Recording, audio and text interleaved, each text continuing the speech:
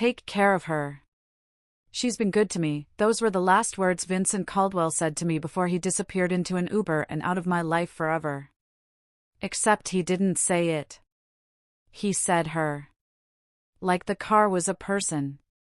Like he was saying goodbye to someone he loved. I should have known right then that something was wrong, but I didn't. Because I was too excited about finally having a car that wouldn't leave me stranded on the side of the highway. My name is Katie Morrison. I'm 45 years old, and 3 days ago I bought a used Honda Accord that came with more than just a clean title and low mileage. It came with coordinates to a storage unit containing $47,000 in cash. It came with evidence of a murder.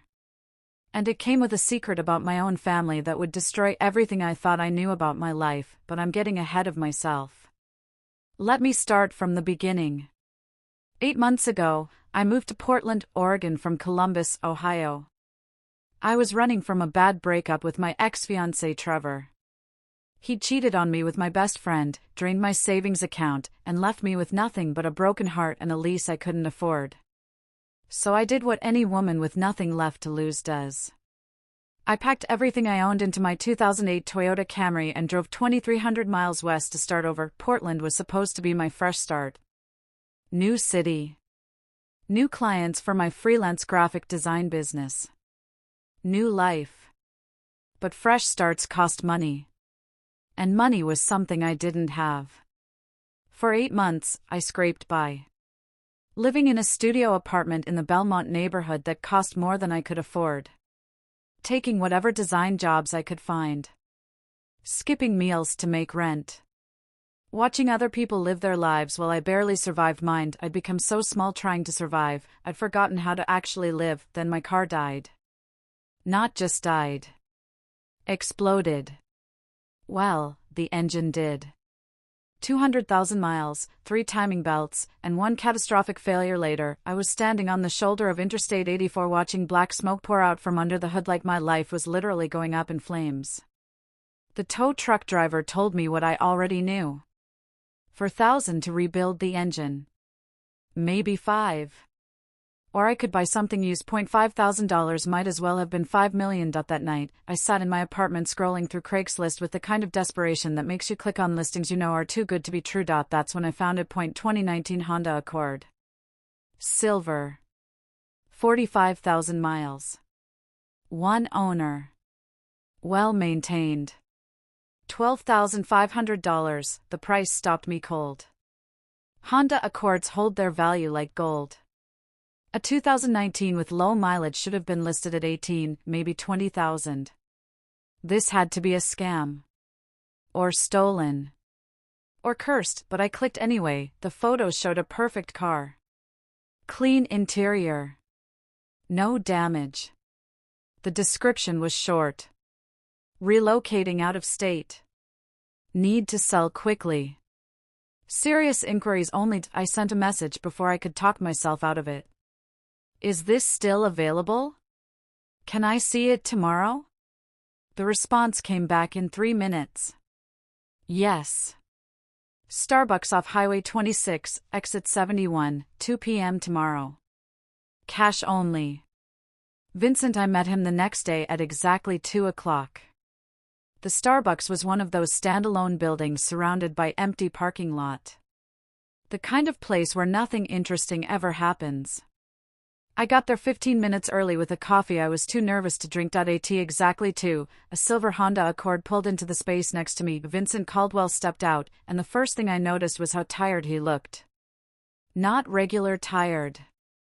Soul tired. The kind of exhaustion that comes from carrying something heavy for too long. He was in his early 40s. Tall. Wearing a nice wool coat that looked expensive but worn, like he'd been sleeping in it. His hair was going gray at the temples. And his eyes, dark brown, almost black, looked like they hadn't seen a good night's sleep in months. Katie? His voice was soft. Almost apologetic. That's me. He handed me the keys without any of the usual small talk. No story about why he was selling. No bragging about the car's features. Just the basics. She runs perfect.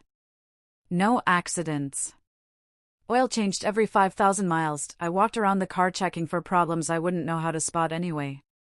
Everything looked clean. The interior smelled like coffee and cedar. The seats were perfect. The dashboard gleamed. "Can I test drive it?" Vincent hesitated. For a second I thought he'd say no. Then he nodded. "Of course. But I'd like to come with you."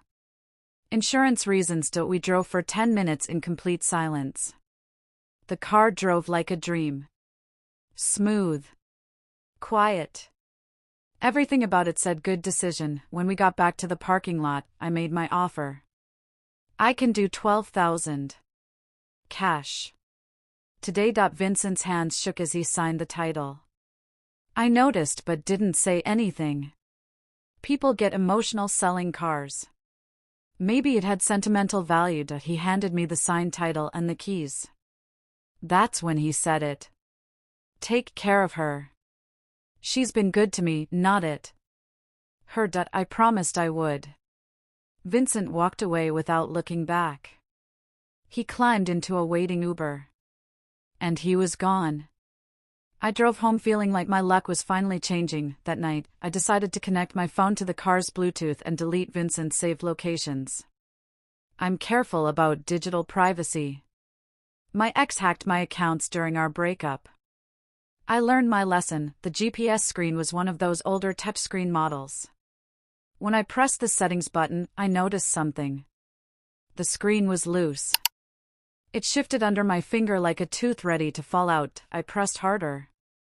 A gap appeared between the screen and the dashboard, and behind it, tucked into that space like a secret, was the corner of white paper. My hands shook as I pried the screen forward and pulled out a small folded note. The handwriting was shaky. Desperate. Written in blue pen by someone running out of time. "If you're reading this, then I'm either dead or I ran. Either way, you need to know the truth. The coordinates below will lead you to proof of what happened to Bethany Clark on October 3, 2023. I couldn't live with the silence anymore. Check the GPS history for October 2nd to 4th. Then decide if you want to know more. I'm sorry for involving you. VC." Below the message were GPS coordinates: 45.5428 degrees north, 122.9765 degrees west. I read it 3 times before my brain accepted what I was seeing. Then I did what any paranoid person would do. I Googled the name. Bethany Clark. The search results loaded and my blood went cold. Portland Tribune, October 5, 2023. Local elementary teacher missing after leaving work. The Oregonian, October 10, 2023. Search for missing teacher enters second week. No leads. Willamette Week, March 2024. Bethany Clark case goes cold. Family pleads for answers. Bethany Nicole Clark. 29 years old. Elementary school teacher. Disappeared October 3, 2023. Last seen leaving Riverside Elementary School. Her car was found abandoned near Forest Park 3 days later. No body. No suspects. The case went cold 6 months ago, and Vincent Caldwell, the man who just sold me his car, was leaving me coordinates to what? Evidence? Her body. I sat in my car holding that note, and I knew I had a choice to make: call the police. Hand over the note. Let them handle it. Go back to my small, safe, invisible life. Or follow the coordinates and see what Vincent wanted me to find. I should have called the police. I really should have, but I didn't, because for the first time in 8 months, I felt like I mattered. Like I was part of something bigger than designing logos for startup companies. Like maybe this was the universe giving me a chance to do something important. I plugged the coordinates into my phone. They pointed to a location 30 miles outside Portland. A place called Timber Grove, and that's when I made the decision that would change everything. I was going to find out what happened to Bethany Clark, even if it killed me. I didn't sleep that night. Instead, I sat on my apartment floor with my laptop, falling down a rabbit hole of news articles about Bethany Clark.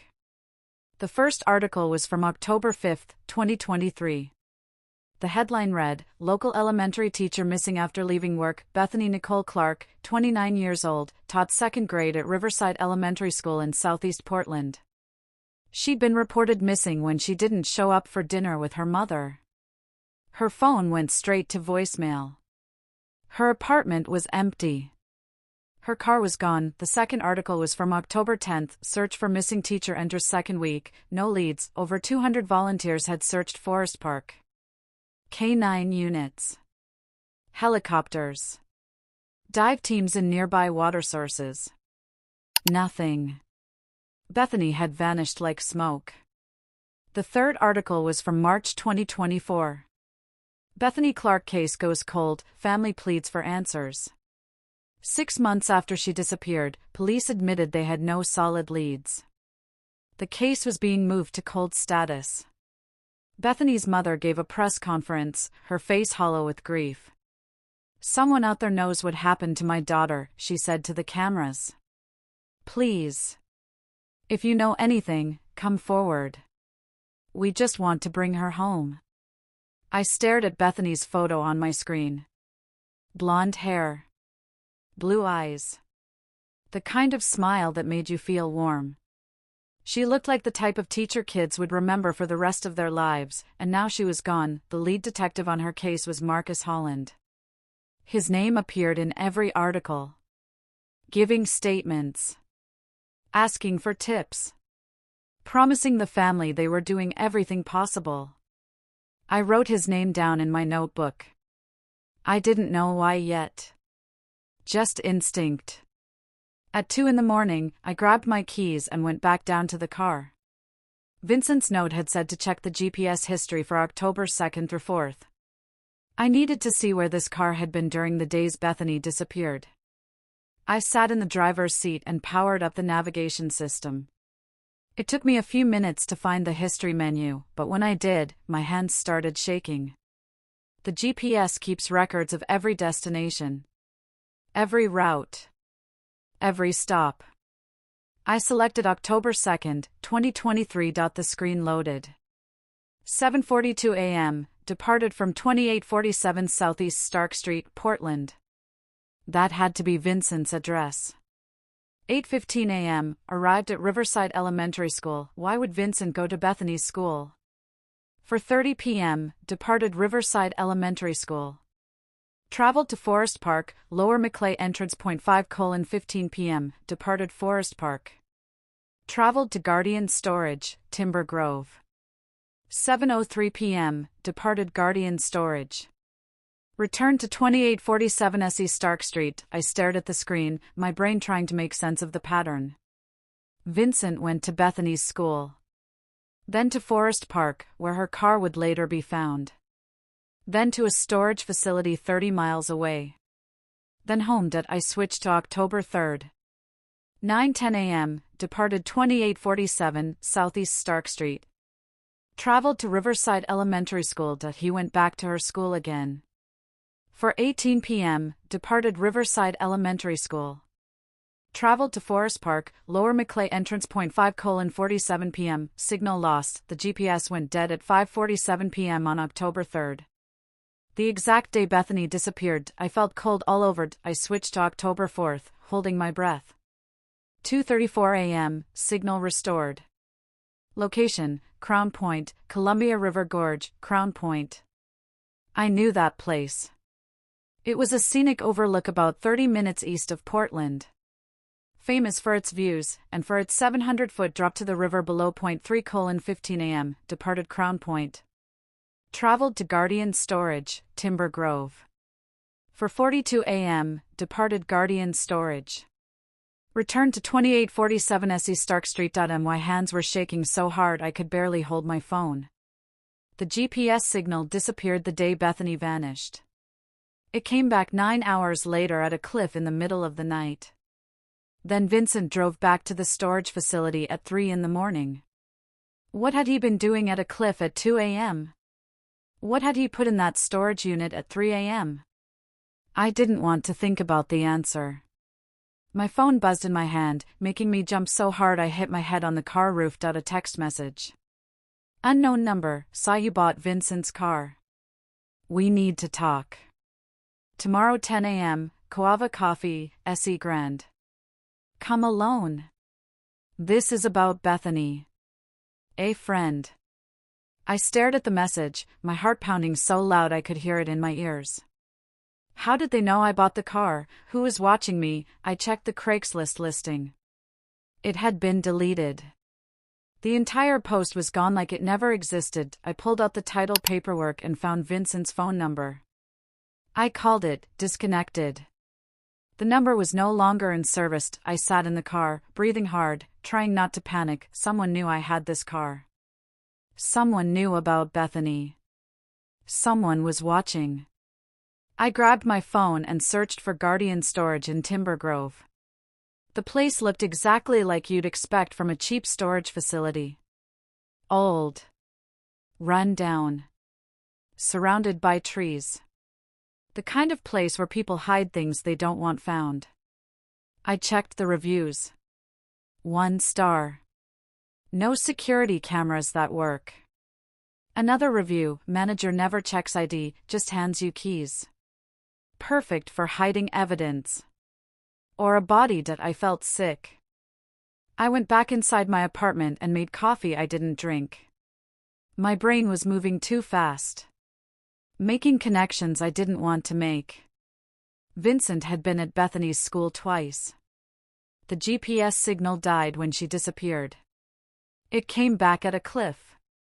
He went to the storage unit in the middle of the night. Was Vincent a witness? Or was he the killer, and why leave me the note? Why tell a stranger where to find evidence, unless he wanted to get caught? Unless the guilt was eating him alive and he couldn't live with it anymore. My mind kept circling back to one thought: I should call the police, but what would I tell them? I bought a used car and found a note with coordinates. They'd laugh me out of the station.no. I needed actual evidence. Something solid. Something that would make them listen. I needed to go to that storage unit, but first, I needed to meet whoever sent me that text. I tried to sleep but couldn't. My brain wouldn't stop running through scenarios. By the time the sun came up, I'd been awake for 30 hours straight. At 9 a.m., I took a shower and got dressed. At 9:30, I headed to Coava Coffee. But before I left, I did something I couldn't explain. I searched online for Judge Thomas Morrison corruption. My father had been a federal judge in Portland before he died 3 years ago. We weren't close. After my parents divorced when I was 12, I barely saw him. He was always working. Always busy with cases. Always too important to spend time with his daughter. But he died rich. Really rich. Rich enough to own a vacation home in Bend. Rich enough to pay for my college without loans. Rich enough that when he died, my mother got a settlement that let her retire early, and I'd never questioned where that money came from. The search results loaded. My stomach dropped. The first result was from 2009. Police brutality case dismissed by Judge Morrison, victim's family alleges bribery. I clicked the article. Officer Marcus Holland had been accused of planting evidence on a suspect. The case had solid witnesses. Clear video footage. It should have been open and shut. Judge Thomas Morrison dismissed it on a procedural technicality. 6 months later, my father bought a $400,000 vacation home in cash. I kept scrolling. More articles. More dismissed cases. More patterns. My father hadn't just been a judge, he'd been dirty. And Marcus Holland, the detective investigating Bethany's disappearance, was one of the cops my father had protected. I sat there staring at my screen, feeling my entire childhood crack open and reveal something rotten underneath. My phone buzzed, another text. Same unknown number, unless he wanted to get caught. Unless the guilt was eating him alive and he couldn't live with it anymore. My mind kept circling back to one thought: I should call the police, but what would I tell them? I bought a used car and found a note with coordinates. They'd laugh me out of the station.no. I needed actual evidence. Something solid. Something that would make them listen. I needed to go to that storage unit, but first, I needed to meet whoever sent me that text. I tried to sleep but couldn't. My brain wouldn't stop running through scenarios. By the time the sun came up, I'd been awake for 30 hours straight. At 9 a.m., I took a shower and got dressed. At 9:30, I headed to Coava Coffee. But before I left, I did something I couldn't explain. I searched online for Judge Thomas Morrison corruption. My father had been a federal judge in Portland before he died 3 years ago. We weren't close. After my parents divorced when I was 12, I barely saw him. He was always working. Always busy with cases. Always too important to spend time with his daughter. But he died rich. Really rich. Rich enough to own a vacation home in Bend. Rich enough to pay for my college without loans. Rich enough that when he died, my mother got a settlement that let her retire early, and I'd never questioned where that money came from. The search results loaded. My stomach dropped. The first result was from 2009. Police brutality case dismissed by Judge Morrison, victim's family alleges bribery. I clicked the article. Officer Marcus Holland had been accused of planting evidence on a suspect. The case had solid witnesses. Clear video footage. It should have been open and shut. Judge Thomas Morrison dismissed it on a procedural technicality. 6 months later, my father bought a $400,000 vacation home in cash. I kept scrolling. More articles. More dismissed cases. More patterns. My father hadn't just been a judge, he'd been dirty. And Marcus Holland, the detective investigating Bethany's disappearance, was one of the cops my father had protected. I sat there staring at my screen, feeling my entire childhood crack open and reveal something rotten underneath. My phone buzzed, another text. Same unknown number. Don't be late. And Katie? Bring the note Vincent left you. You're going to need it. I grabbed my bag and headed for the door. I had no idea who I was about to meet, but I was starting to realize this wasn't just about Bethany Clark, this was about my father, and whatever he'd done 15 years ago was coming back to destroy me now. Coava Coffee was packed when I walked in at 9:55. The place smelled like expensive espresso and had that Portland vibe, exposed brick walls, people on laptops pretending to work, baristas with tattoos discussing the notes in their single-origin beans. I ordered a cortado. I was too nervous to drink and found a table in the back corner where I could see both exits. My father used to say that was basic survival instinct. Always know your way out. Funny how his paranoid habits were rubbing off on me now. I checked my phone. 10 a.m. Then 10:05. 10:10. Nobody approached me. Maybe this was a prank. Maybe I was losing my mind. Maybe I should just go home and forget any of this ever happened. At 10:17, a woman walked through the door. She was in her mid-30s, maybe 5'4", with dark hair pulled into a messy bun. Jeans. Hiking boots. Rain jacket. She looked like every other person in Portland, but her eyes were different. Sharp. Tired. Like she hadn't slept in months. She scanned the room, locked eyes with me, and walked straight to my table. She sat down without asking, "Katie Morrison?" Her voice was low. Urgent. "That's me." "Who are you?" "My name is Sloan Parker. I was Bethany Clark's teaching assistant at Riverside Elementary." She glanced around the coffee shop like she expected someone to be listening. "We don't have much time. They're watching you now. Who's watching me?" "The same people who disappeared Bethany." She reached into her bag and pulled out a manila folder, sliding it across the table. Vincent Caldwell was Bethany's boyfriend. "Did you know that?" I blinked. The GPS history suggested they knew each other, but they'd been together for 2 years. Bethany kept it private because she was planning something big. Sloane's eyes filled with tears.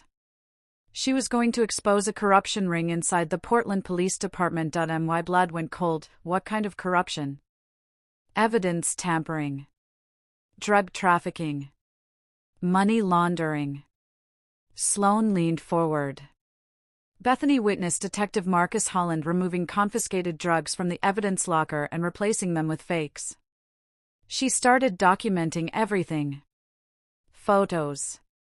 Videos. Dates. Times.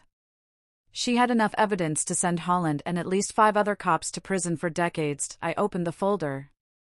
Inside were photocopies of evidence logs, photographs of police officers I didn't recognize, and pages of handwritten notes in neat teacher handwriting. Vincent helped her gather this. Vincent did more than help. He was a civilian IT contractor who maintained the evidence room's digital security systems. He had access to surveillance footage, digital records, everything. Between his access and Bethany's eyewitness accounts, they built a case that couldn't be ignored. So what happened? Sloane's hands clenched into fists on the table. They were supposed to meet with an FBI agent on October 4th. But on October 3rd, Bethany never came home from school. Her car was found in Forest Park. And Vincent. She paused, struggling. Vincent called me that night, completely hysterical. He said Holland had shown him photos. Photos of what they'd done to Bethany. Holland told Vincent if he ever spoke about the evidence, if he ever went to the FBI, they'd kill him too. Oh God, Vincent went into hiding. Changed apartments 3 times in 6 months. Changed his phone number. Stopped using social media. He was terrified. But he kept the evidence. Stored it somewhere safe. Somewhere Holland couldn't find it. Guardian storage, I said. Unit 247. Sloane's eyes went wide. You know about the storage unit? Vincent left me coordinates. In the car. Behind the GPS screen. Jesus Christ. Sloane ran her hands through her hair. That crazy son of a, he actually did it. He always said if something happened to him, he'd find a way to get the evidence to someone who could use it, but why me? I asked. I'm nobody. I'm a freelance graphic designer who just needed a car. Why involve a random stranger? Sloane's expression shifted. I saw something flicker across her face. Pity. Or maybe fear. You're not a random stranger, Katie. What are you talking about? Vincent didn't sell you that car by accident. He chose you specifically. She pulled out her phone and showed me a screenshot. It was a background check report. My background check report. My photo. My address. My work history. And at the bottom, Father, Thomas James Morrison, deceased. Former federal judge, District of Oregon. My hands went numb. Vincent researched you for 2 months before listing that car, Sloane said quietly. He knew exactly who you were. Who your father was. My father has nothing to do with this. He died 3 years ago. Your father has everything to do with this. Sloane pulled out another document. A court record from 15 years ago. State of Oregon versus Marcus Holland, charges, evidence tampering, obstruction of justice, presiding judge, Thomas J. Morrison. Result, case dismissed. The coffee shop tilted sideways. 15 years ago, Marcus Holland was caught tampering with evidence in a murder trial, Sloane explained. He was arrested. Charged. Facing 10 years in prison. But your father dismissed the case on a technicality. Holland walked free. And 6 months later, your father bought a vacation home in Bend, Oregon for $400,000 cash. You're saying my father was bribed? I'm saying your father was part of a judicial corruption network that's been protecting dirty cops in Portland for over 20 years. And Bethany was about to expose all of it. No. This couldn't be true. My father was difficult, distant, obsessed with his career. But he wasn't corrupt. He wasn't a criminal, but even as I thought it, memories surfaced. The way he suddenly had money after years of my parents fighting about bills. The new cars. The vacation home. The expensive private schools he could suddenly afford. Vincent left you the evidence because he knew you'd want the truth about your father, Sloane said. He thought you'd be motivated to expose everyone involved. I don't believe you. My phone buzzed. A text from an unknown number. Stop talking to Sloane Parker. Leave the coffee shop now. You're being photographed. Vincent. My heart stopped. Vincent's alive, what? Sloane grabbed my phone, read the message. Her face went pale. That's impossible. Vincent's number was disconnected months ago. Then who? The door opened. A man in a dark suit walked in. His eyes scanned the room methodically. He looked like a federal agent. Or a cop. We need to go, Sloane whispered. Right now, but now, she grabbed my arm and pulled me toward the back exit. We pushed through the door into an alley just as the man in the suit reached our table. We ran 0.3 blocks later, hiding in the doorway of a closed bookstore, both of us gasping for breath. I finally asked the question burning in my mind. If Vincent's alive and hiding, why did he text me? How does he even have my number? Sloane's expression was grim. I don't think that text was from Vincent. Then who? Someone who wants you to stop investigating. Someone who's been watching you since you bought that car. My phone buzzed again. Another text, the USB drive on Vincent's keychain. Check it. But don't plug it into anything connected to the internet. And don't trust Sloane. She's not who she says she is. A real friend. I looked at Sloane Parker, if that was even her real name, and saw her own phone light up with a message. She read it, and her face went ashen. Katie, she said carefully, I need you to come with me. Right now. There's a safe house where we can. Who are you really? I interrupted. And don't lie to me. For a long moment, she didn't answer. Then, finally, I'm not Bethany's teaching assistant. I'm her sister. And I've been investigating her disappearance for 6 months because the police won't. Why didn't you tell me that from the start? Because I needed you to trust me. And people don't trust grieving family members. They think we're emotional. Irrational. They think we see conspiracies where there are just tragic accidents. Was Bethany's disappearance a tragic accident? No, Sloane said flatly. It was murder. And your father helped cover it up. I stood there in that doorway, my entire world cracking open. My father. My distant, cold, professionally successful father had been part of this, had taken money to let criminals walk free. Had corrupted the justice system he'd sworn to uphold, and now, 3 years after his death, his crimes were coming back to destroy me. I need to see what's in that storage unit, I said. Katie, it's not safe. If Holland knows you have the car, he'll be watching. I don't care. I need to see the evidence. I need to know what my father did. Sloane studied my face for a long moment, then she nodded. Okay. But we go together. And we go armed. She pulled back her jacket. Tucked into her waistband was a handgun. You carry a gun? My sister was murdered by a cop. Yeah. I carry a gun. We walked back to where I'd parked my car, checking over our shoulders every few steps. But nobody followed us. At least, nobody we could see. As I started the engine, my phone buzzed one more time. Another text. Same unknown number. Guardian Storage. Unit 247. Go now. Before Holland gets there first. But Katie?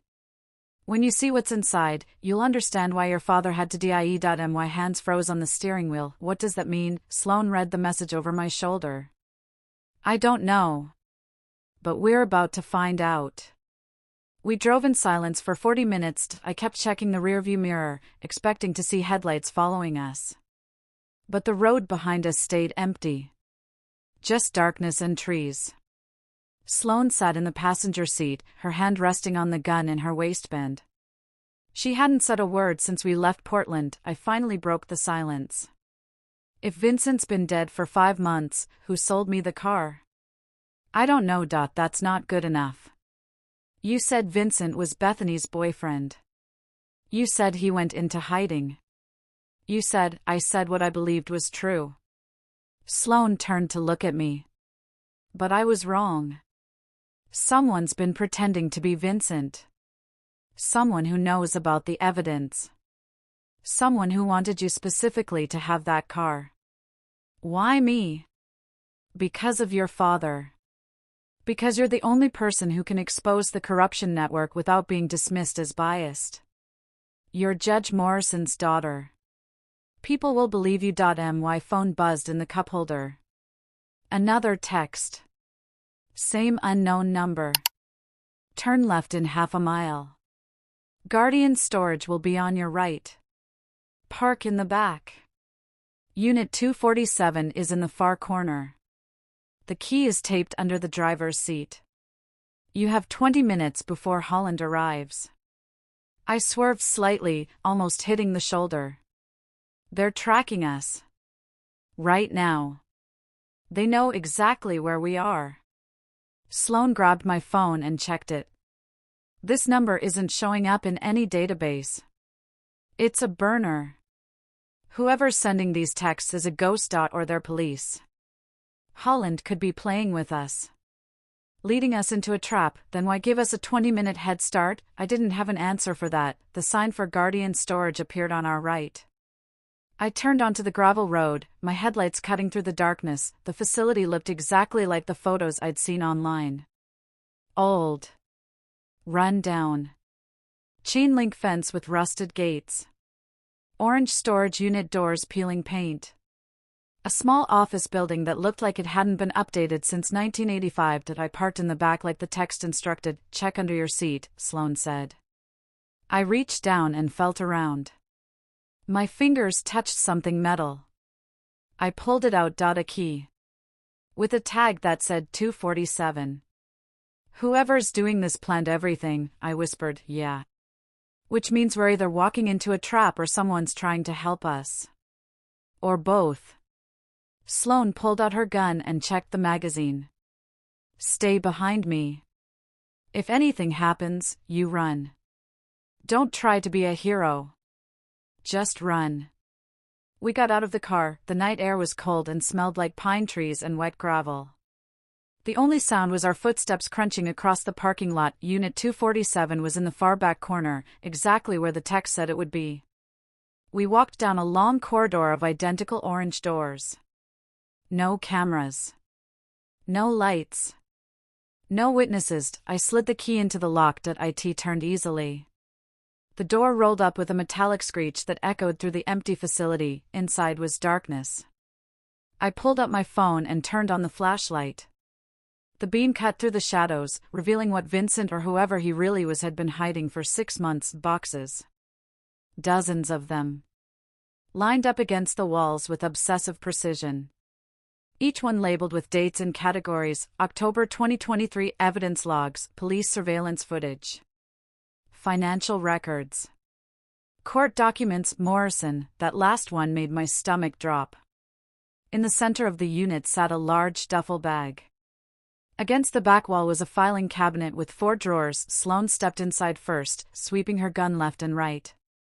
When she was sure we were alone, she lowered it. Start with the boxes. I'll check the filing cabinet. I opened the first box. Inside were bank statements for Detective Marcus Holland, going back 5 years. Someone had highlighted regular deposits of $5,000 to $10,000 from various shell corporations. In the margins were handwritten notes, payment for dropped charges? Cross-reference court records. The second box contained printed emails between Holland and someone named D. Torres. A lawyer, apparently. The emails discussed specific cases, specific defendants, specific bribes. It was all there, documented in black and white. The third box made me want to throw up. Photographs, police officers removing drugs from evidence lockers. The same drugs being sold in parking lots to known dealers. Money being counted and distributed.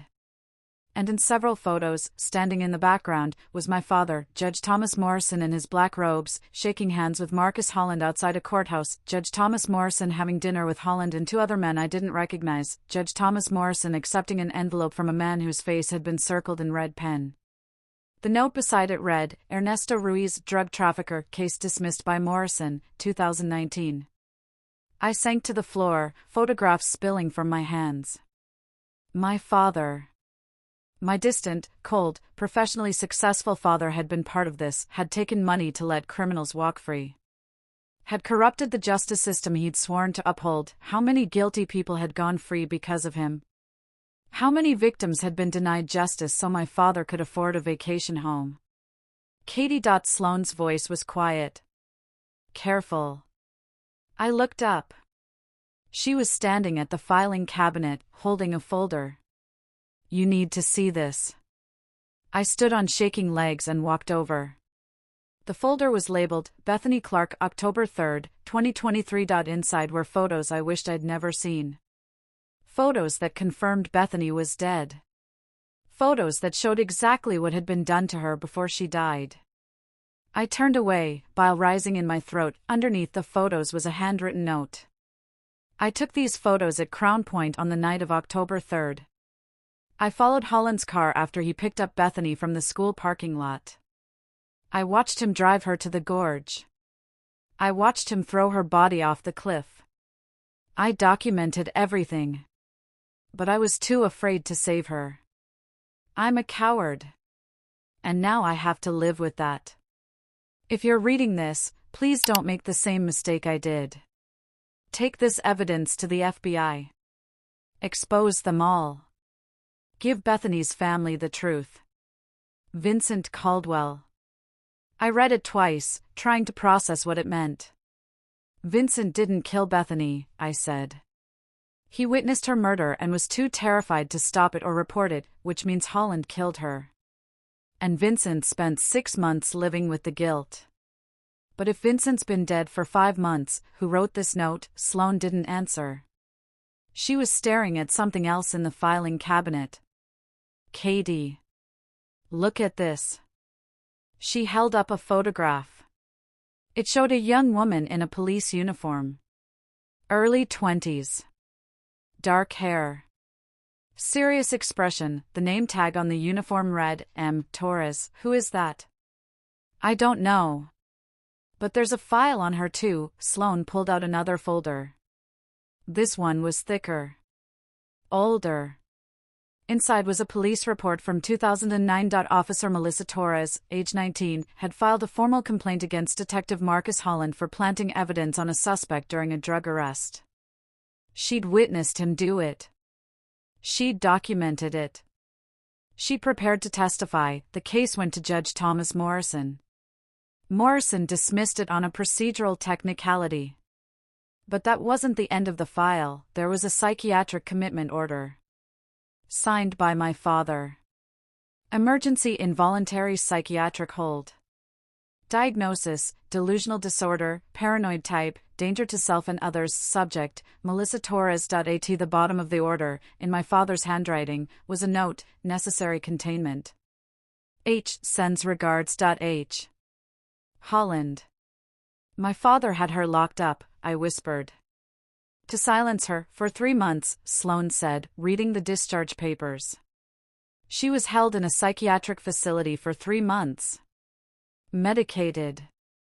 Isolated. And when she was released, she had a psychiatric record that would follow her forever. No one would ever believe her again. Where is she now? I don't know. But I'm guessing she's the one who's been sending you those texts. My phone buzzed. You found the files. Good. Now you know what your father did to me. Now you understand why this isn't just about Bethany. This is about 15 years of corruption. And you're going to help me finish it. Check the duffel bag. Take the cash. You'll need it. But leave everything else. The FBI is coming.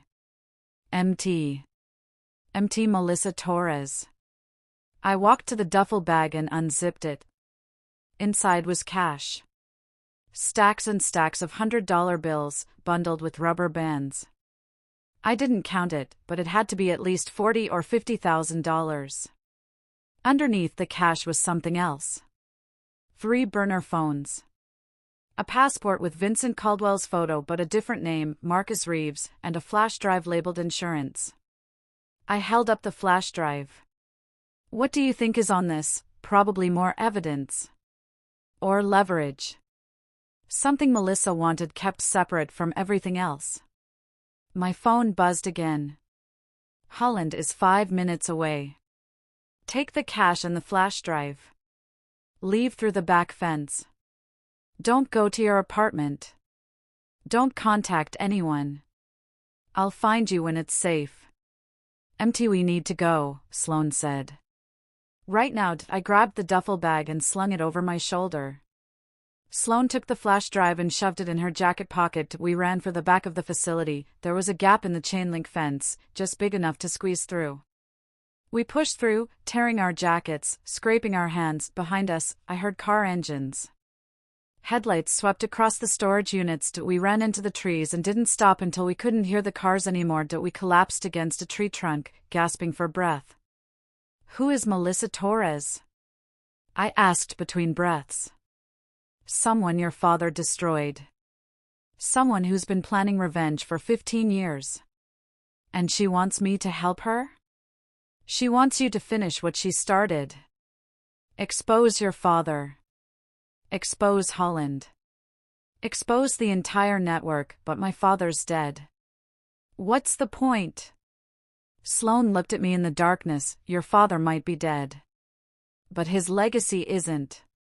And neither is his money. Everything you inherited came from corruption. From bribes. From blood. I didn't inherit anything. My father left everything to my mother, did he? My phone buzzed one more time. Check your bank account, Katie. Your father set up a trust in your name. $2.3 million. You've been the beneficiary since the day he died. You just didn't know it. My hands went numbed. I opened my banking app. Logged in. Checked my accounts. And there it was. A trust account I'd never seen before. Established 3 years ago. Current balance, $2,347,891.52. I'd been living on ramen and skipping meals to make rent, and the whole time, I'd had over $2 million I didn't know about. $2 million in blood money. She's right, I whispered. Everything I have came from corruption. So what are you going to do about it? I looked at Sloane in the darkness, and I made my choice. I'm going to give it all back. We made it back to my car. Sloane was breathing hard, constantly checking over her shoulder. I threw the duffel bag in the trunk and started the engine with shaking hands. Where do we go? I asked. Anywhere but here. I pulled out of the trees and back onto the main road. My headlights were the only light for miles. No other cars. No street lights. Just darkness and forest on both sides. We'd been driving for maybe 5 minutes when I saw them in my rearview mirror. Headlights. Coming fast. Someone's following us. Sloane turned to look. How far back? Half a mile. Maybe less. Speed up. I pressed the accelerator. The Honda responded smoothly, climbing from 50 to 70. The headlights behind us got closer. They're gaining, I said, my voice tight. Sloane pulled out her gun and checked the magazine. If they try to run us off the road, don't stop. Just keep driving. The headlights were right behind us now. Close enough that I could see it was a black SUV.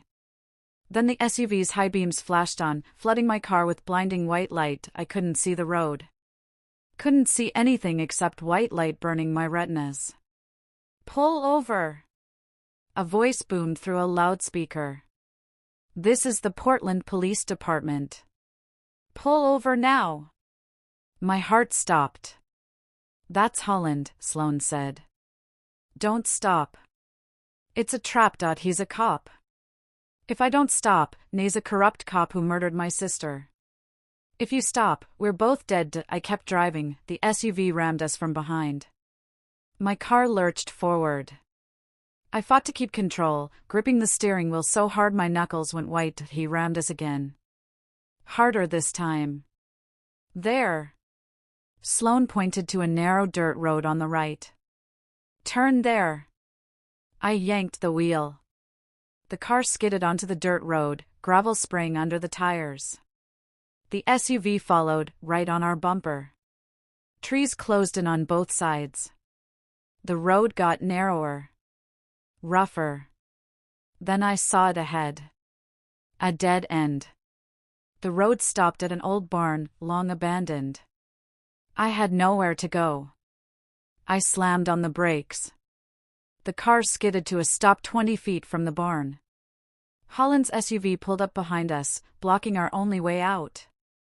"Get out," Sloane said. We ran for the trees till we jumped out of the car and started running. "Stop!" Holland's voice echoed through the darkness. "There's nowhere to go." We made it maybe 50 feet before we realized he was right. The forest was too dense. We'd trip over roots, crash into trees. We'd never outrun him. We stopped, breathing hard, and turned around. Detective Marcus Holland stood in front of his SUV, casual and confident. Like he had all the time in the world. Like this was just another day at work. He was tall. Mid-40s. Graying hair. The kind of face that looked trustworthy. The kind of cop you'd believe when he said he was trying to help. Katie Morrison. He said my name like we were old friends. "Funny running into you all the way out here," I didn't answer. Holland walked closer, his hand resting on the gun at his hip. "We can do this the easy way or the hard way. Easy is you hand over that duffel bag and whatever else you took from the storage unit. You drive away. You forget this ever happened. You live your life. And the hard way?" I managed to ask. Holland smiled. "Well, you saw what happened to Bethany Clark. Ice flooded my veins. You killed her. I did what was necessary. She was going to destroy good men doing difficult work. Sometimes the system needs protecting from people who don't understand how it really works." "My father helped you," I said. Holland laughed. Actually laughed. "Your father?" "Honey, your father built this. Thomas Morrison was the architect. I was just a carpenter following the blueprint he designed. You're lying." "Am I?" "Check that trust fund he left you. $2.3 million. Where do you think that money came from? Birthday wishes and good karma?" I felt sick. "For 20 years, your father took money to dismiss cases, suppress evidence, protect cops who crossed the line. He made millions. And you benefited from every dollar." Holland took another step closer. "Your college education? Blood money. Your comfortable childhood? Blood money. Everything you have, everything you are, is built on the backs of people your father betrayed." "I didn't know," I whispered. "That's the beautiful part. You didn't have to know. You just had to enjoy the benefits while staying ignorant." He pointed at the duffel bag in my trunk. "Now give me what you took from that storage unit, and you can go back to your ignorant little life, and if I don't?" Holland's smile faded. "Then you disappear. Just like Bethany. Just like anyone else who gets in my way." Sloane raised her gun, pointing it at Holland's chest. "Back off." Holland didn't even flinch. "You think I came alone? There are 3 more units on their way here right now. You shoot me, you'll have every cop in the county hunting you down. Then why haven't they shown up yet?" Sloane asked. Holland's expression shifted. Just slightly. Enough to tell me she'd hit a nerve. He was lying. He was alone. My phone rang. I pulled it out. Unknown number. Holland's eyes narrowed. "Don't answer that." I answered it anyway. "Katie." A man's voice. Calm. Familiar. "This is Vincent Caldwell." "Well, that's not my real name, but it's the name you know me by. My blood went cold. "Vincent's dead," I said. "No. Vincent never existed. But I'm very much alive." A pause. Detective Holland is lying to you. He didn't come alone, but his backup isn't police. It's 3 other corrupt cops who want that evidence destroyed. They're 2 minutes away. If you want to survive, you need to trust me. Why should I trust you? Because I'm the only person who's told you the truth from the beginning. I left you that note. I gave you the coordinates. I've been protecting you since the moment you bought that car. Holland pulled his gun. Hang up the phone, Katie. The voice on the phone spoke faster. There's an old logging road 30 yards to your left. You can't see it from where you're standing, but it's there. Take it. Drive north for 2 miles. There's a clearing. I'll meet you there. We'll talk. And I'll explain everything. Who are you really? I asked. My real name is Melissa Torres. 15 years ago, your father destroyed my life. And now I'm going to show you exactly what kind of man he really was. The call ended. Holland fired a warning shot into the air. Drop the phone. I looked at Sloane. She looked at me. We both ran for the car at the same time. Holland fired again. The bullet hit the ground inches from my feet. We dove into the car. I started the engine. Threw it in reverse and slammed on the gas. The car shot backward, clipping Holland's SUV and spinning sideways. I shifted into drive and floored it, aiming for the gap Sloane had told me about earlier. The logging road. 30 yards to the left, I found it. Barely. Just a narrow break in the trees that looked like nothing. We crashed through branches and underbrush, the car bouncing over roots and rocks. Behind us, I heard Holland screaming into his radio. Calling for backup. Giving our location. 2 miles north, I said, gripping the wheel. That's what she said, she? Sloane asked. Who was on the phone? Melissa Torres. The woman my father had locked up 15 years ago. Melissa Torres is dead. I checked. She died in 2017. Then who the hell did I just talk to? We drove in silence, following the narrow logging road through pitch-black forest. No headlights behind us. No sirens. Just the sound of branches scraping against the car. After exactly 2 miles, the trees opened up into a clearing. And sitting in the middle of it, parked and waiting, was a white van. The driver's door opened. Someone stepped out. And I recognized him immediately. Vincent Caldwell. The man who'd sold me the car at Starbucks 4 days ago. But now, seeing him in the moonlight, I could see what I'd missed before. The Adam's apple that was slightly too smooth. The hands that were slightly too delicate. The shoulders that were slightly too narrow. The voice that had been coached to sound deeper than it naturally was. Vincent Caldwell walked toward us with steady, confident steps. And when he got close enough, he smiled. It was Bethany Clark's smile. Hello, Katie, he said in a voice that was now unmistakably female. My name is Melissa Torres. But for the last 6 months, I've been living as Vincent Caldwell. And before that, I was Bethany Clark. I couldn't breathe. I'm sorry I had to deceive you.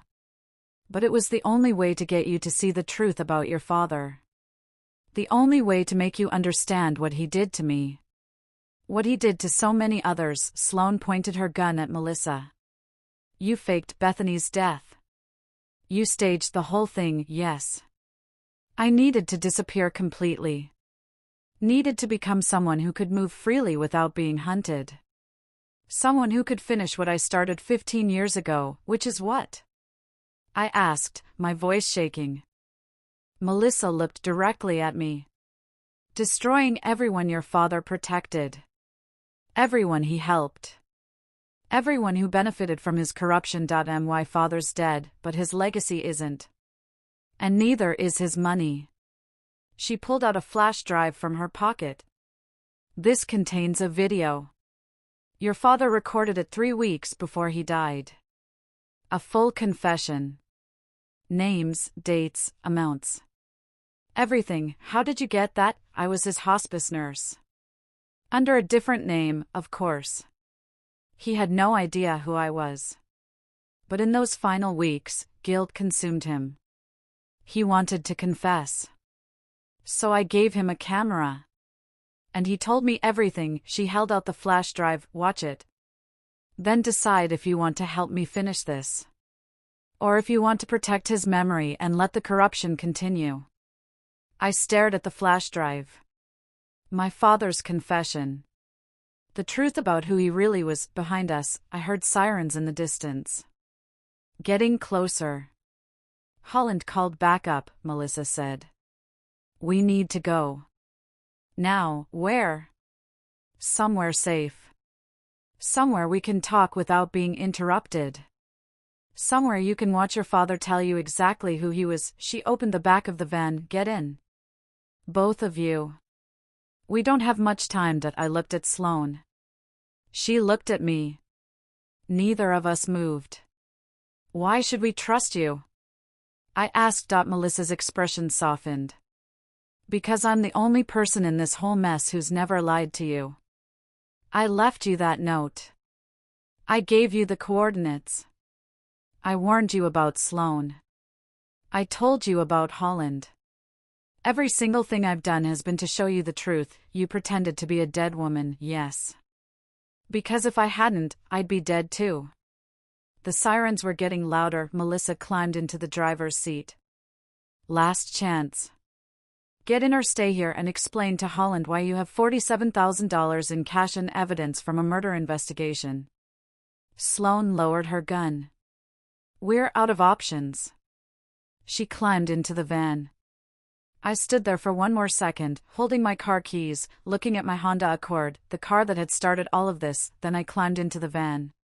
Melissa pulled away just as headlights appeared at the edge of the clearing. And as we drove into the darkness, one thought kept circling through my mind. My father had recorded a confession. And I was about to watch it. The van smelled like gas station coffee and fear. Melissa, Vincent, Bethany, whoever she was, drove without speaking. Sloane sat beside me in the back, gun still drawn, eyes locked on our driver. I broke first. The searches. The volunteers. Bethany's mother crying on TV begging for information. All of it was real. Every bit. Melissa's eyes met mine in the rearview mirror. I staged my car at Forest Park. Left hair samples. Blood from a cut I made on my arm. Made it look like violence. Then I walked away into a safe house I'd prepared months earlier. Why? To become invisible. To transition without anyone tracking me. To finish what your father prevented me from finishing 15 years ago. Sloane leaned forward. You've been living as Vincent Caldwell for 6 months? Hormone therapy started the day I disappeared. Voice coaching through video calls. Legal name change filed in Nevada under a different identity first, then transferred to Vincent Caldwell in Oregon. I built a complete life. Credit history. Work references. Digital footprint. I became someone who never existed until I needed him to. My head spun. And you spent 6 months preparing to sell me that car? I spent 6 months gathering the final evidence. Learning everything about you. Timing it perfectly. She turned onto a dirt road. You were always the endgame, Katie. From the moment I decided to destroy your father's legacy, you were the only person who could help me do it. The van stopped in a clearing surrounded by trees. Melissa killed the engine. She turned to face us. 15 years ago, I was 19. Fresh out of the police academy. Youngest officer in my class. I thought I was going to change the world. Her voice carried no emotion. Just facts. Marcus Holland was my training officer. 3rd week on the job, I watched him plant heroin on a suspect during a traffic stop. The guy was clean. Holland manufactured evidence to meet his arrest quota. You reported him, I said. I documented everything. Photos. Written statements. Audio recordings. I thought the system would work. I thought justice mattered. She laughed, sharp and bitter. Your father's courtroom was where truth went to die. He dismissed the case. Worse. He sealed the records. Had me blacklisted from every police department in Oregon. Destroyed my career before it started. Melissa's hands clenched the steering wheel. I was 19 years old and suddenly unemployable. My parents stopped talking to me. My fiancé left. I fell apart. So you became a teacher. I rebuilt. Took years. Finally found purpose helping kids. Moved on. She met my eyes. Then in 2022, I saw Holland on the news. Promoted to detective. Leading investigations. Testifying in court. The man who planted evidence was now trusted with solving crimes. That's when you started investigating again. That's when I realized your father's corruption wasn't one case. It was a network. 20 years of bribes. Dozens of dirty cops protected. Hundreds of cases manipulated. And at the center of it all, Judge Thomas Morrison.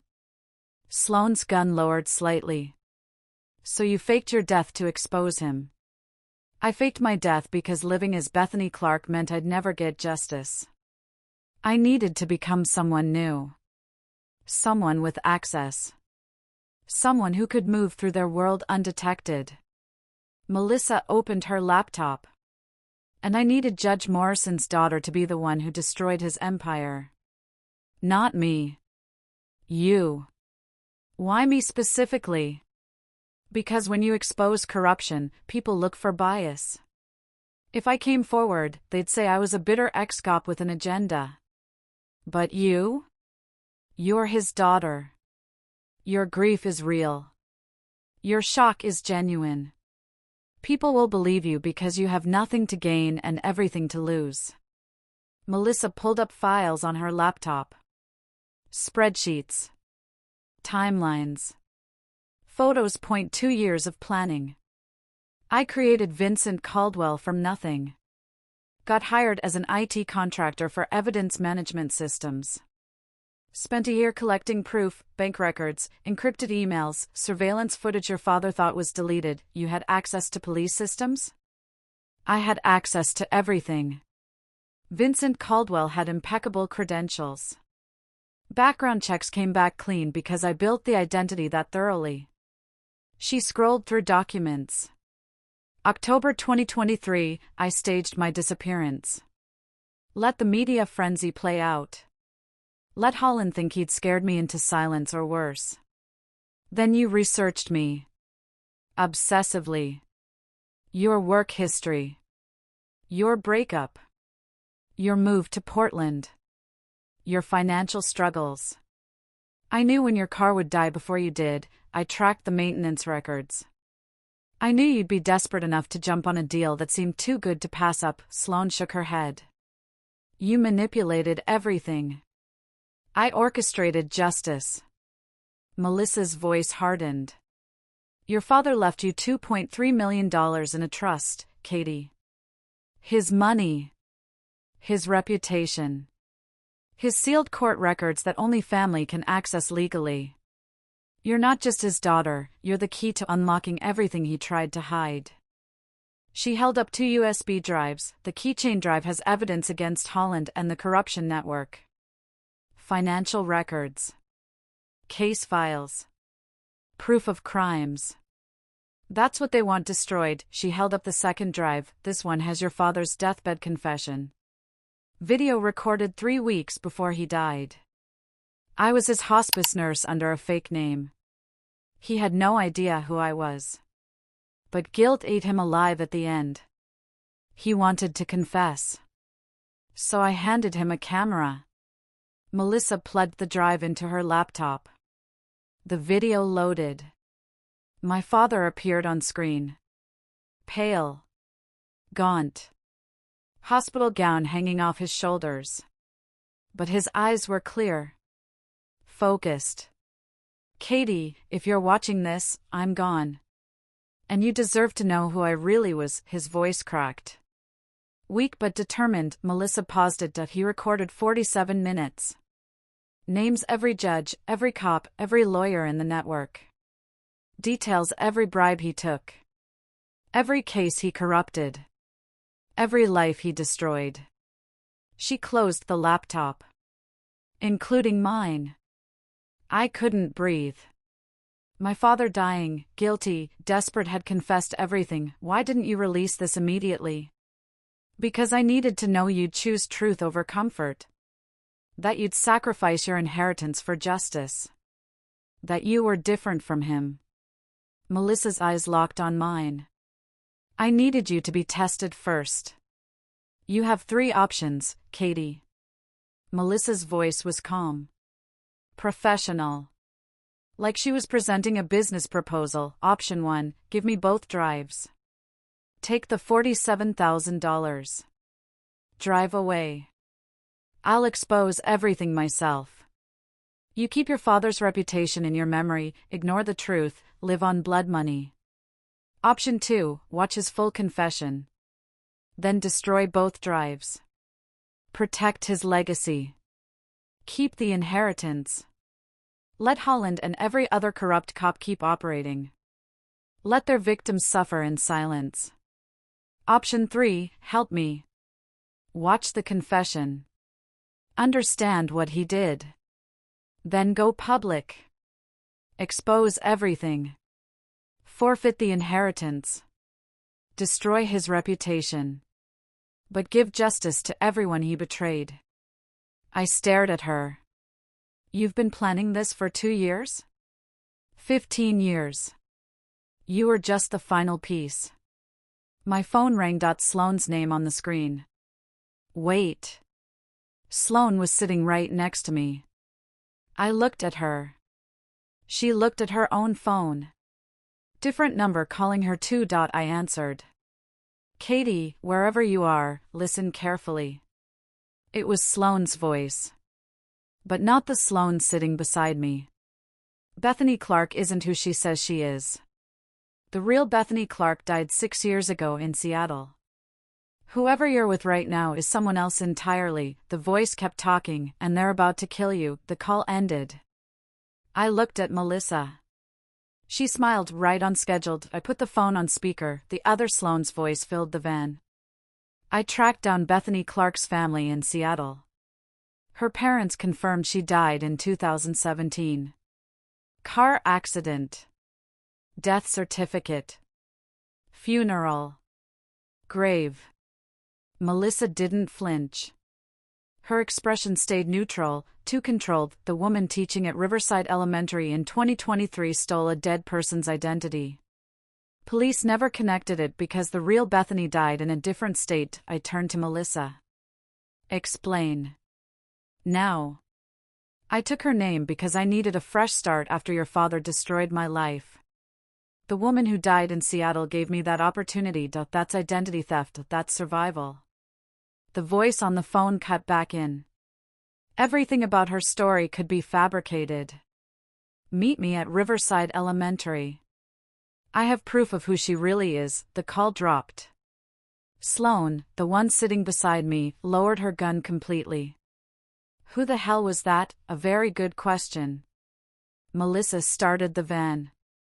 Because I only told one person where we'd be tonight. Melissa drove fast. Trees blurred past the windows. My real name is Melissa Torres. Not Bethany Clark. Not Vincent Caldwell. Those were shells I climbed into when I needed to disappear. Why steal a dead woman's identity? Because in 2009, I wasn't just blacklisted from police work. Your father had me involuntarily committed to a psychiatric facility. The words hit like a physical blow. He signed the emergency hold papers himself. Claimed I was delusional. Dangerous to myself and others. A fabricated diagnosis to silence me permanently. Sloane leaned forward.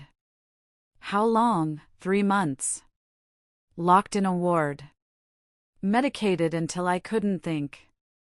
Therapists telling me my memories of Holland planting evidence were paranoid delusions. By the time they released me, I had a psychiatric record that followed me everywhere. That's illegal. It's effective. No one believes the crazy girl who accused a decorated cop of corruption. Melissa's knuckles went white on the steering wheel. Your father made me invisible. So I became someone else. You found Bethany Clark's obituary. 2017, Seattle. Single car accident. No surviving family except elderly parents in a nursing home. I took her name. Her social security number. Built a new life as an elementary school teacher. No one suspected until 2022. Until I saw Holland promoted. Until I realized your father's corruption wasn't just my case, it was systematic. Decades of it. And I couldn't stay silent anymore. Melissa pulled over on a dark side road. She opened a folder from under her seat. Inside were psychiatric commitment papers from 2009.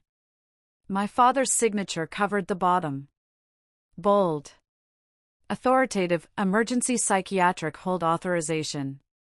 Patient, Melissa Torres, age 19. Diagnosis, delusional disorder, paranoid type. Danger to self and others. Committed by order of Judge Thomas Morrison. I read it twice. 3 times. He had you locked up to protect Holland. He had me locked up to protect his income stream. Melissa pointed to handwritten notes in the margin. Look at this. My father's handwriting. Small and precise. Necessary containment. H. sends regards. H. Holland, they coordinated it together. Holland filed the complaint. Your father authorized the hold. I was 19 years old and they buried me in a psychiatric ward like I was garbage. My hands shook holding the papers. Do you know what forced medication does to a teenager? What it's like having doctors tell you your reality is false. That your memories are symptoms? Melissa's voice cracked for the first time. I spent 3 months questioning my own sanity. And when I got out, no one would hire me. No one would believe me. I was marked. My phone buzzed, text from Holland, Melissa Torres. That's who you're really with. Psychiatric patient. Unreliable witness. No court will believe her. But they'll believe you when you testify she kidnapped you, threatened you, tried to extort money. Come to Riverside Elementary. Let's end this civilly. I showed Melissa the text. He's setting a trap. Sloane's working with him, how do you know? Melissa pulled up an audio file on her phone. Hit play. Holland's voice came through the speaker. She bought the car. She has the evidence. Then another voice, the Sloane who'd called me. Keep her confused. Make her doubt everything. When she doesn't know who to trust, she'll come to us, and if she doesn't? Then we eliminate her like we should have eliminated Melissa 6 years ago. The recording stopped. I felt sick. When did you record this? 3 days ago. I've been tracking Holland's communications since I became Vincent. Melissa looked at me. Sloane Parker isn't Bethany's sister. She's a private investigator Holland hired to find me and monitor you. Who is she really? Melissa pulled up a photograph on her laptop. Young woman in a police uniform. Dark hair. Sharp eyes, Officer Sharon Parker. Portland PD, 2009. The face matched the Sloane sitting in the van with us. She worked with Holland 15 years ago. She was there the night they committed me to the psychiatric facility. Melissa zoomed in on the photo. She's the one who held me down while they injected the sedative. I looked at the woman beside me. You lied about everything. She stopped. Started again. I was trying to protect you. By working with Holland? By keeping tabs on him. I'm undercover. I've been feeding the FBI information for 6 months, Melissa laughed. Cold and sharp. Creative story. Except the FBI agent you're supposedly working with? Doesn't exist. I checked. Sloane, Sharon, whoever she was, pulled her gun back out. Everyone is lying, I said. My voice sounded far away. How do I know you're telling the truth? Melissa met my eyes in the rearview mirror. You don't. That's what your father's legacy does. It poisons everything. Makes trust impossible. Turns everyone into liars and victims and weapons. Her phone buzzed. Security alert. She pulled up a video feed on her laptop. Guardian storage. Unit 247.2 figures moving inside, loading boxes into an unmarked van. The camera angle was clear enough to see faces. One of them was my mother, Patricia Morrison. 68 years old. Gray hair pulled back. Moving with purpose through the storage unit like she'd been there before. Like she knew exactly what she was looking for. The other figure was a man in an expensive suit. Older. Authoritative. He pointed at the filing cabinet. My mother opened it. The court records, she said. Her voice came through the laptop speaker. That's what has the evidence.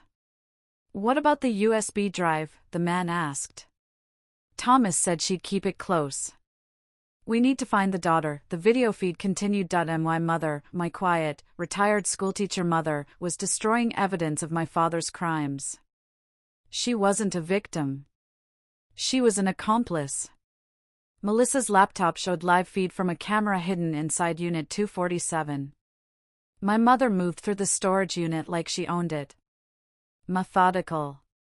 Practiced. She knew exactly where everything was. The man with her wore a tailored suit. Silver hair. He gestured at the filing cabinet. The court records are in there, my mother said. Her voice came through crystal clear. Thomas kept everything organized. What about the USB drive? He told me she'd keep it close. We need to find Katie. My vision blurred. My mother knows. My voice sounded hollow. She's known all along. Melissa kept her eyes on the screen. She didn't just know. She helped him hide it for 20 years. On the laptop, my mother opened drawers with confidence. Pulled out files. Handed them to the suited man who loaded them into boxes. They were destroying evidence. Right now. While I watched. How long has she been doing this? Since the beginning, probably. Melissa closed the laptop. Your father couldn't have run a corruption empire alone. He needed someone to manage the money. Someone trustworthy who wouldn't ask questions. Or someone who was paid enough not to care. Memories crashed through my mind.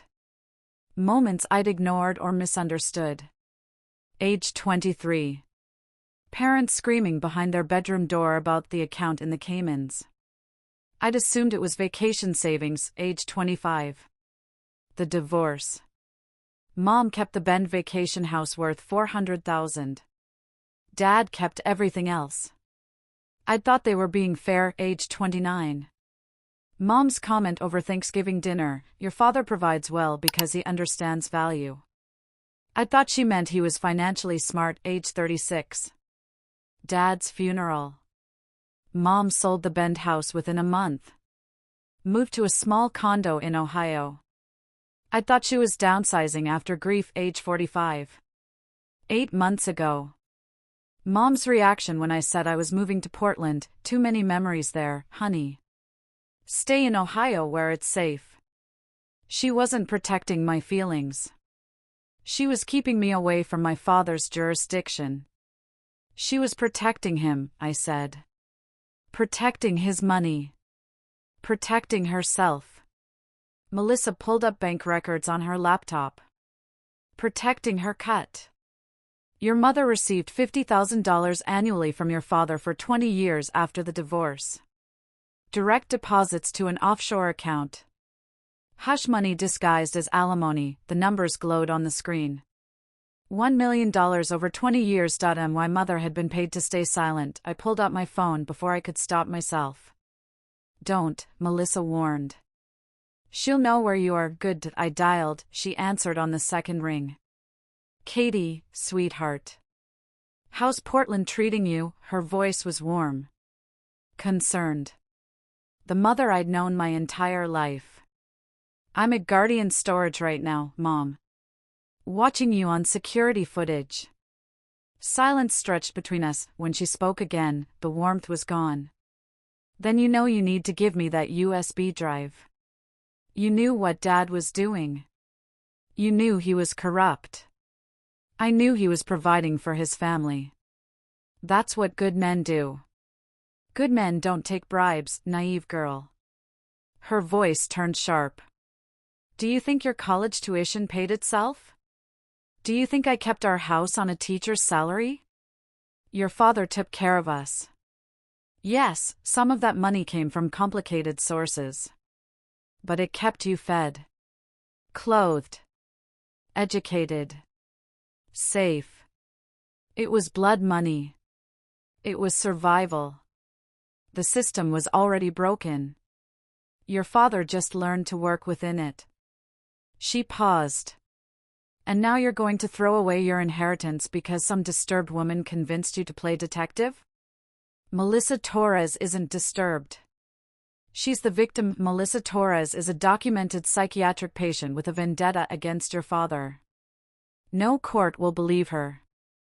But they'll believe you when you testify she kidnapped you, threatened you, tried to extort money from you. My stomach dropped. Give me the USB drive, Katie. Come home to Ohio.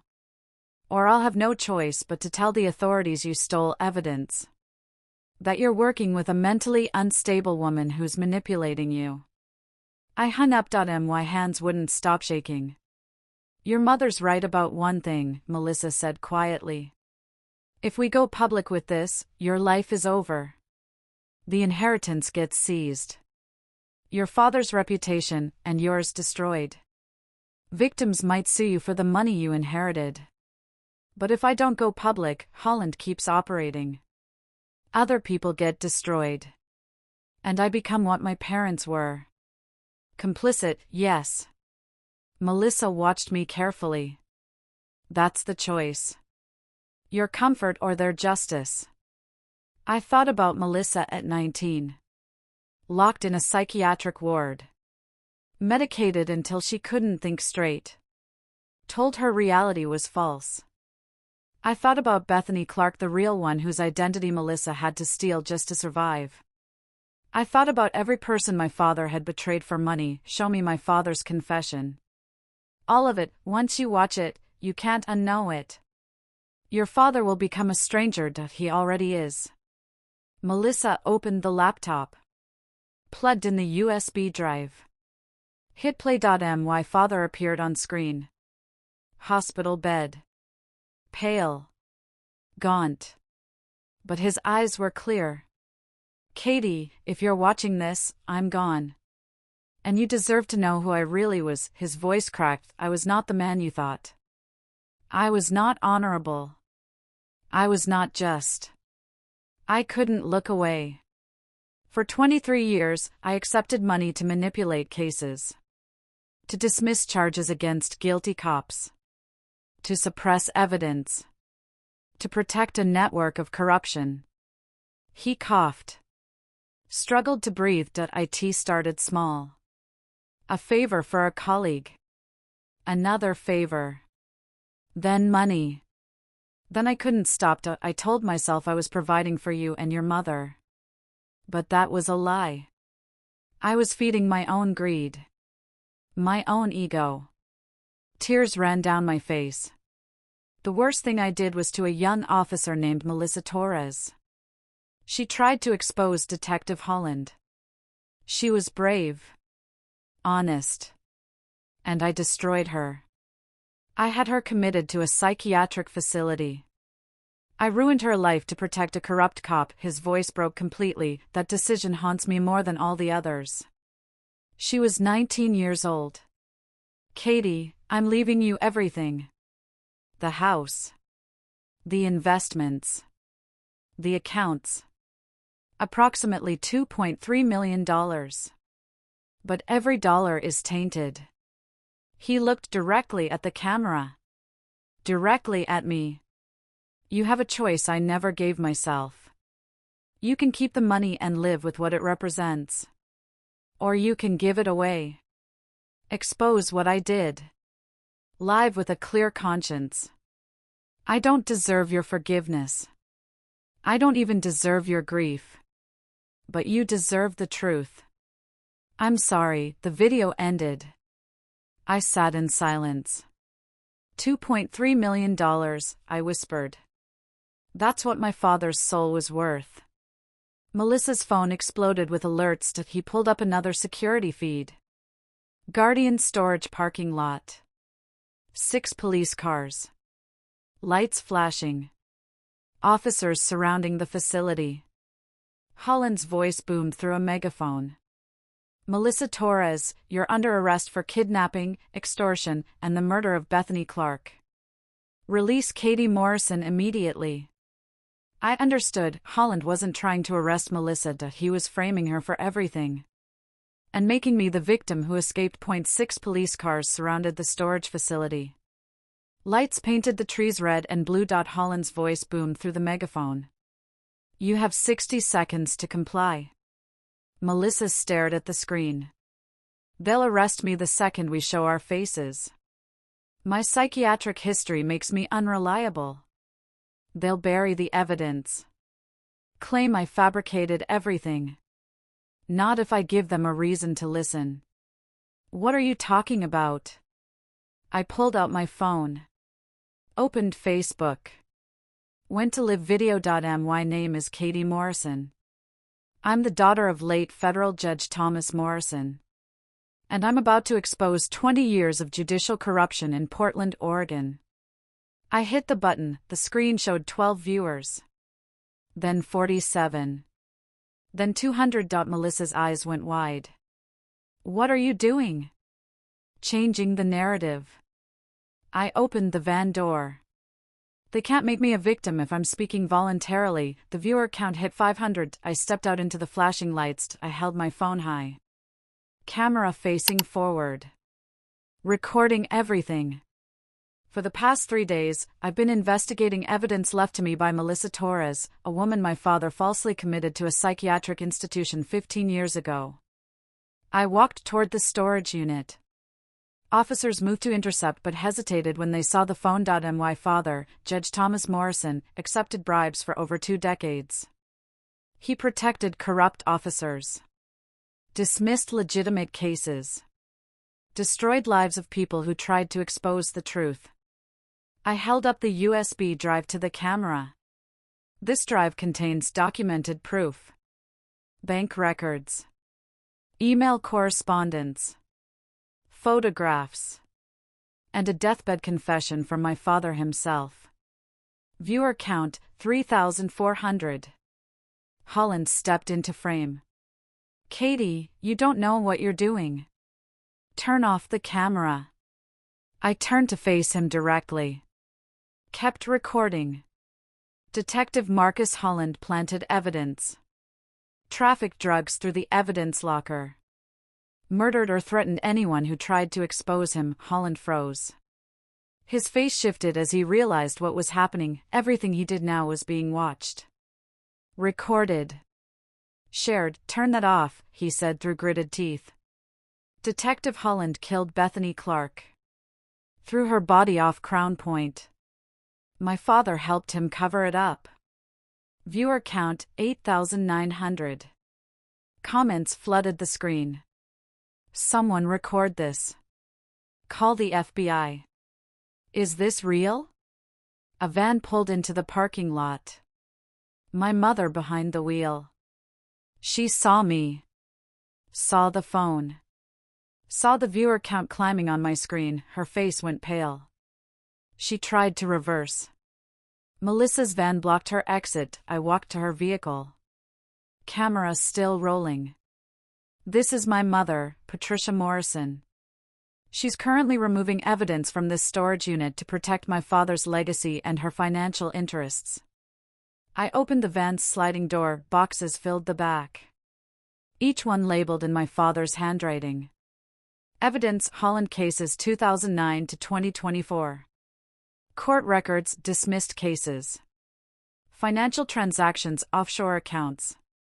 My mother's voice cracked. Katie, turn that off. You're destroying your family. You destroyed it when you chose money over integrity. Viewer count, 15,200. The comments multiplied. Screenshots were being shared. The video was being downloaded and re-uploaded faster than it could be deleted. How much did Dad pay you, Mom? $50,000 a year? Was it worth it? She didn't answer. Just stared at the camera like it was a weapon pointed at her chest. 3 black SUVs cut through the police perimeter. FBI agents stepped out. Badges visible. Professional. Prepared, the lead agent approached me.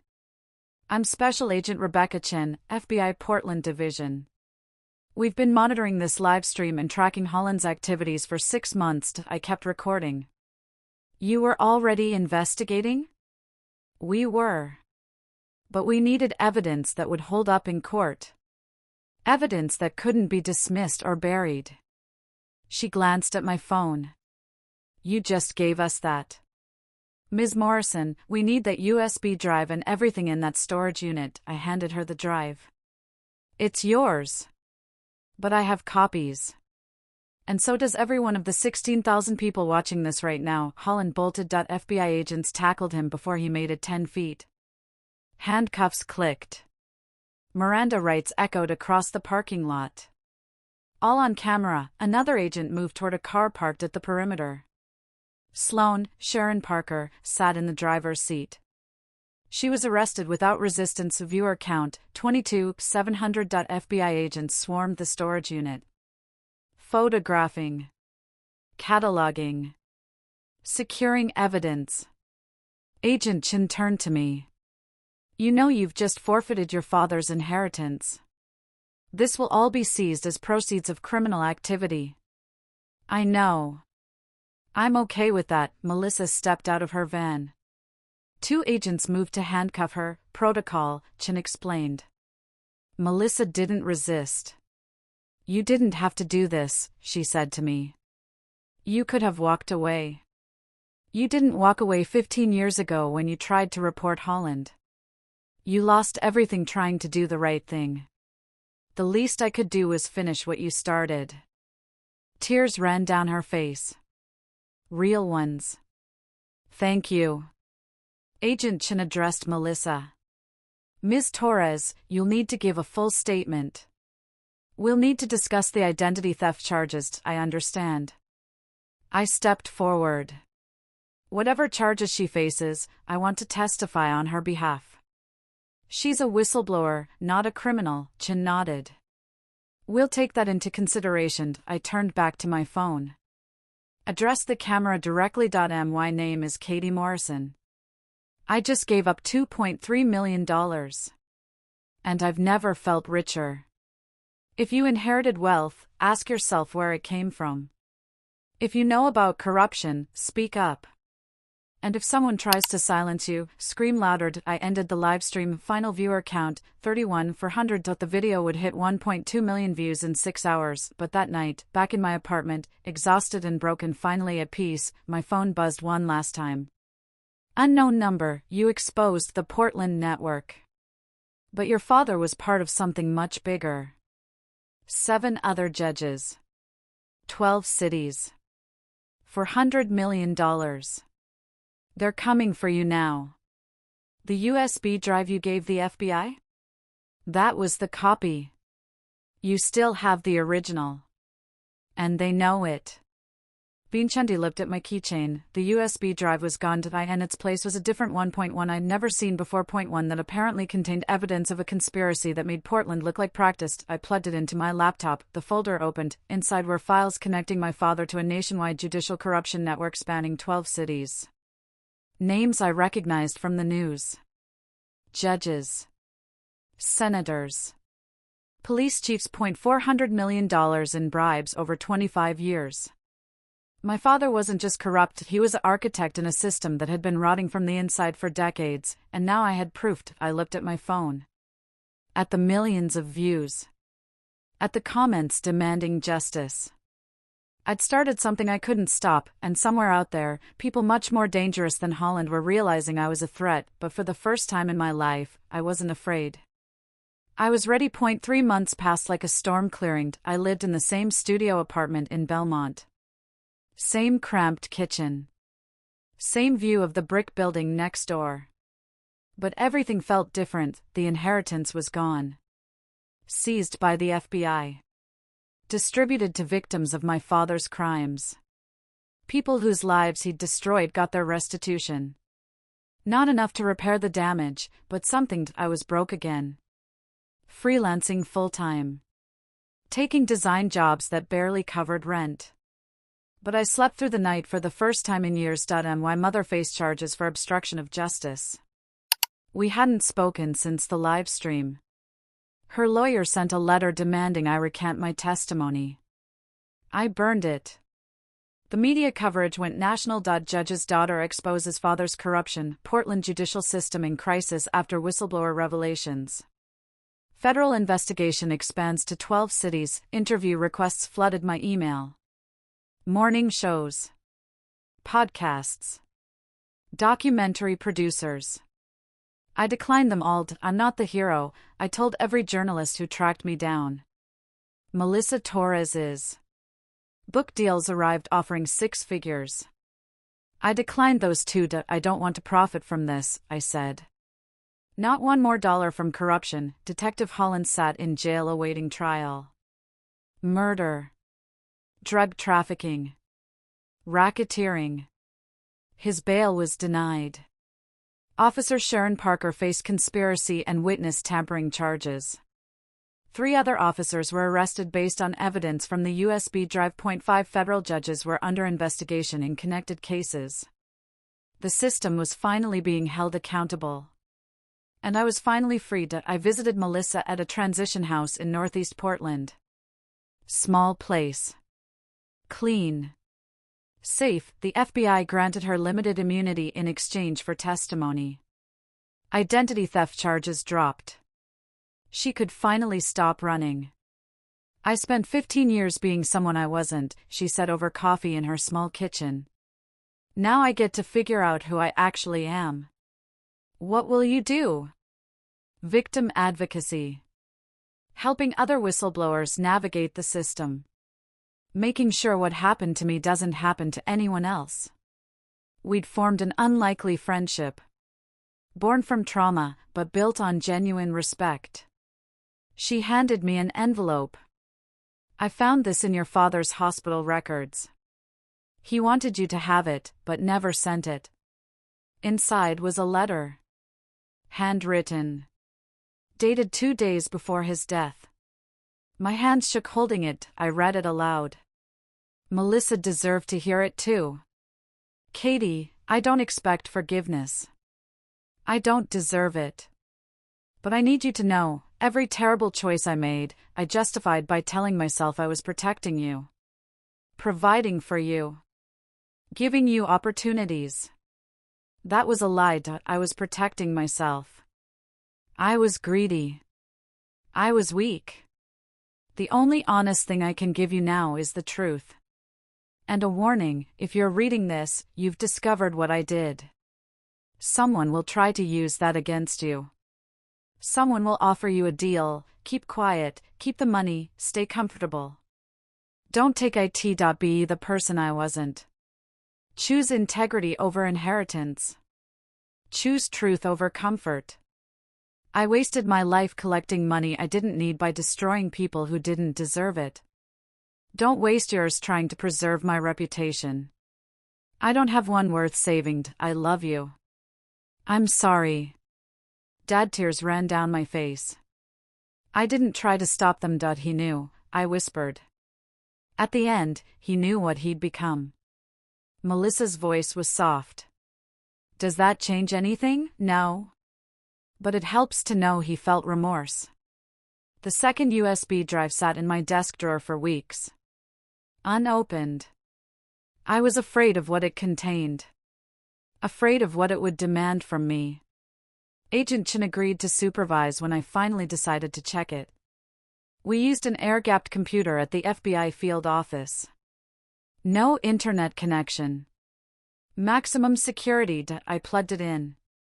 Encrypted folder. Password protected, file name, Morrison Family Truth. I tried obvious passwords. His birthday. My birthday. Nothing worked. Then I tried integrity. The folder unlocked. Inside were files connecting my father to a nationwide judicial corruption network. 7 other federal judges. 12 cities across the United States. $400 million in bribes over 25 years. Names. Dates. Bank accounts. Everything documented with the same obsessive precision my father had used his entire career. Agent Chen stared at the screen. This is RICO-level organized crime. This brings down half the federal bench in the western U.S. Where did this come from? Who sent that text? The final file in the folder was a video message. I clicked play. Melissa appeared on screen. Recording from somewhere I didn't recognize. Katie, if you're watching this, you made the right choice. You exposed Portland. But your father's corruption was just one node in a massive network. I didn't give this to the FBI immediately because I needed to know you'd choose truth over comfort. You did. Now finish what we started. Expose them all. I'm sorry I couldn't tell you everything from the beginning. Trust is earned, and you earned mine. Keep going. Melissa, the video ended. I looked at Agent Chen. I'm cooperating fully. Take all of it. Bring them all down. 6 months later, I testified before a Senate committee, cameras. Senators. Media. The whole country watching. I used my voice. My story. My father's crimes. Pushed for transparency. Accountability. Reform. Multiple judges were arrested. Massive judicial reform began. I started working for a non-profit helping corruption whistleblowers. Paid barely enough to survive. But the work mattered. Melissa and I had coffee every week. Close friends now. Any regrets? She asked. About exposing my father? No. About the inheritance? Sometimes. But then I remember that money was never really mine. It belonged to the people my father hurt. I thought about the choice I'd made. The choice everyone makes eventually. When I bought that used car, I thought I was just getting reliable transportation. Instead, I got a choice. The same choice we all face: who do we want to be when it costs us something? I could have kept the money. Kept my comfortable ignorance. Kept my family name intact, but I would have lost myself. My father spent 20 years collecting wealth by destroying integrity. I spent 3 days losing everything to reclaim mine. And I'd make the same choice again. I drove my Honda Accord, still headed back to my apartment. My phone rang. Unknown number. I hesitated. Then answered. Ms. Morrison? My name is Tessa Browning. I'm a paralegal in Chicago. I found evidence that my boss, a federal judge, is taking bribes. I don't know who to trust. Someone told me to call you. Can you help me? Melissa sat in the passenger seat. We looked at each other. Smiled. Tell me everything, I said. We drove off toward whatever came next. Sometimes the worst purchase you ever make isn't the one that costs you money, it's the one that costs you everything. And sometimes, losing everything is the only way to find what actually matters. Based on patterns of judicial corruption exposed across the United States from 2000 to 2024. Melissa Torres, name changed, continues advocacy work for whistleblowers. Katie Morrison, name changed, runs the Morrison Integrity Foundation, helping families navigate corruption cases. If you inherited wealth, ask where it came from. If you know about corruption, speak up. Your voice matters. Have you ever discovered a family secret that changed everything? What would you have done in Katie's place? Share your story in the comments. For more stories about courage, justice, and finding yourself when everything falls apart, subscribe to Voice of Auntie Katie. Until next time, choose integrity over inheritance.